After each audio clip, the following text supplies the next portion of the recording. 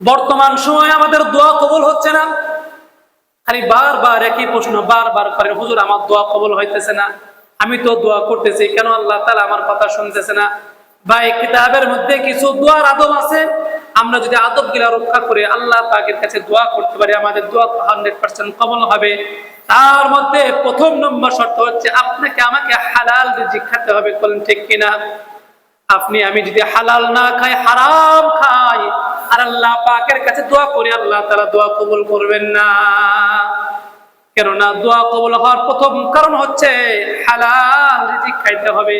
অল্প হোক কিন্তু হালাল খাইতে হবে। আপনি যদি রিজিক হালাল খাইতে পারেন, আপনার দোয়া কবুল হয়ে যাবে। দ্বিতীয় নম্বর শর্ত হইতেছে, দোয়া কবুল হওয়ার 2 নম্বর শর্ত হইতেছে নামাজের শুরুতে বসা, আত্তাহিয়াতুর শুরুতে বসা।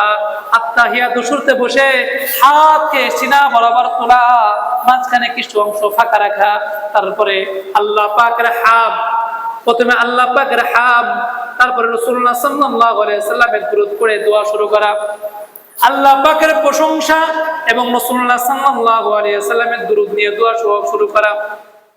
দোয়ার মধ্যে যা কিছু বলবেন, যা কিছু চাইবেন, চাওয়ার পরে পুনরায় আল্লাহ পাকের হাম এবং রাসূলুল্লাহ সাল্লাল্লাহু আলাইহি ওয়াসাল্লামের দুরূদের মাধ্যমে দোয়া শেষ করবেন। আল্লাহ পাক রব্বুল আলামিন আপনার দোয়া কবুল করবেন।